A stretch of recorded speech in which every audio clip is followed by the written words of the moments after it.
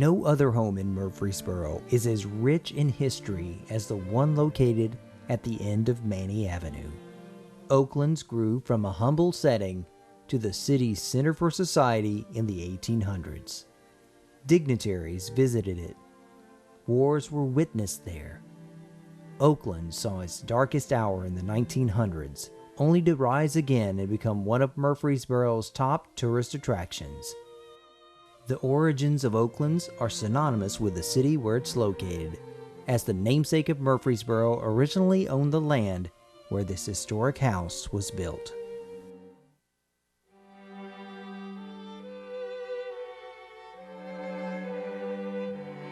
Colonel Hardy Murphy, for whom Murfreesboro is named, was the original owner of the property. When he passed away, his daughter, Sally Murphy Manny, and her husband, Dr. James, inherited the property and moved here from Murfreesboro, North Carolina, where they built a two-room cabin in 1818 made of brick by materials found on site. Oaklands, a self-sustaining plantation, was built on slave labor, and by 1860 there were 249 slaves that lived here on the plantation and helped to provide all the things that were necessary for the families to live here. In the 1820s, an addition was done to Oaklands in the Federal style. This room, Miss Sally's sitting parlor, is where she would have received guests at Oaklands.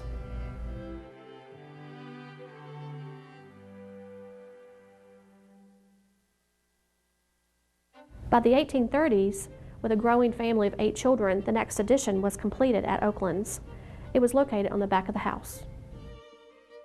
In 1857, Sally Murphy Manny passed away, and her husband handed over Oaklands to their son, Major Lewis Manny, and his wife, Rachel Adeline. Over the next several years, the Manneys became one of the most prominent families in Murfreesboro, and big changes were on the way for Oaklands. In 1860, the final addition was done to the home in the Italianate style. The Italianate renovation focuses on arches and columns that you'll see when you first come up the driveway to Oaklands as you look across the veranda. And when you come in the front doors, you'll notice the archway in the center of the front hall, and it leads to the back half of the front hall with a grand sweeping staircase, which is a central focal point of the museum. Rachel Adeline, an entertainer, used many innovative features that were not common for the day, such as pocket doors, plaster walls, the Italianate arches and veranda, and many other features. Entertaining was an important aspect of the Manny's social life, and the front parlor is where all of the best guests were entertained.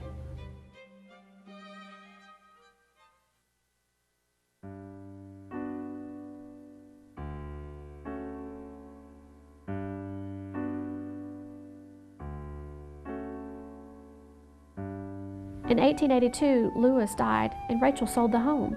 There were several different owners over the next 72 years before being vacant in the 1950s. Oaklands was last used as a residence in 1954.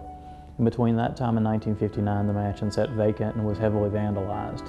In 1959, plans were made public to demolish the mansion, and there were a group of ladies that organized themselves together and petitioned the city of Murfreesboro to donate the mansion to the newly formed Oaklands Association, a private nonprofit group that could oversee the restoration of the mansion and see tours through the mansion for years to come.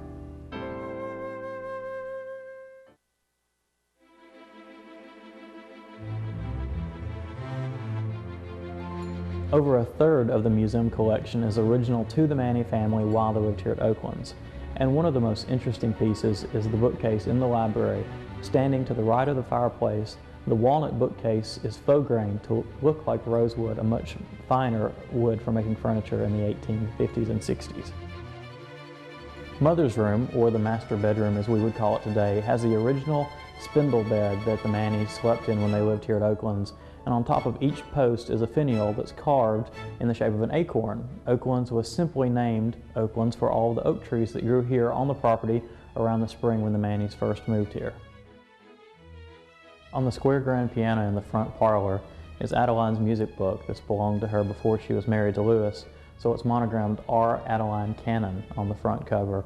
Many plantation mistresses were accomplished pianists, and this gave them another way to entertain the many guests that they had in the home.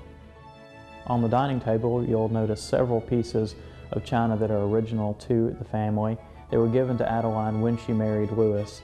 They were Old Paris, white with a plain gold trim, but Adeline wanted something unique for her table, so she hired an artist to paint a floral pattern that she chose, and you'll see this on all of the plates that are on the table as well as the cups and saucers.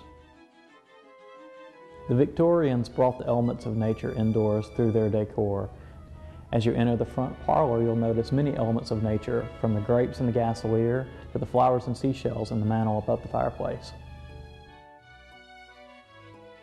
As the daughter of the first Whig governor of Tennessee, Adeline Cannon Manny, daughter of Governor Newton Cannon, entertained many notable guests in her home. Jefferson Davis, President of the Confederacy, stayed here while visiting troops in the area.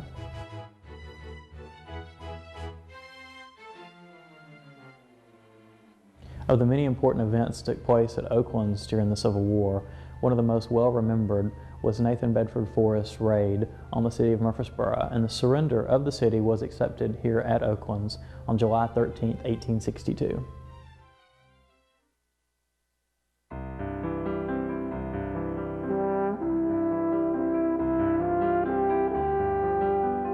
Thousands of visitors a year come to visit Oaklands and the grounds. Not only do we have the mansion to share, but we also have the beautiful grounds, which include a native tree arboretum, the visitor center. Located within the visitor center is the museum shop, and our reception hall, Manny Hall. The grounds in Manny Hall are available for rental for wedding receptions, birthday parties, anniversary parties, and business meetings. Manny Hall can be rented for off-site business meetings during the week. In addition, our educational programs are offered to school children and homeschool children in our community and throughout Middle Tennessee. We offer the days of washing, turning, and learning every spring and fall. These are days of hands-on activities for children to step back and do chores of the 1860s, such as wash clothes on a washboard, beat rugs, and make candles. In the summer, we have several summer camps available, such as the Antebellum Academy, which is a school for young ladies ages 13 and up. They can step back in time and learn trades such as sewing, embroidery, crochet, and needlepoint. One of the newer exhibits we have here at Oaklands, wedding dresses through the decades.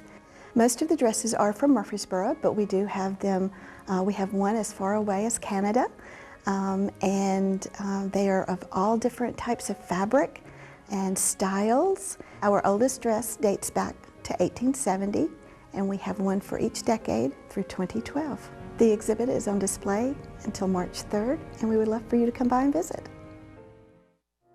By visiting Oaklands, this is a chance for you to step back in time. You're welcome to come on a daily visit to Oaklands. We're open for tours Tuesday through Saturday, 10 a.m. to 4 p.m., and Sunday, 1 p.m. to 4 p.m. Please visit our website for additional information. It's oaklandsmuseum.org, or give us a call, 615-893-0022.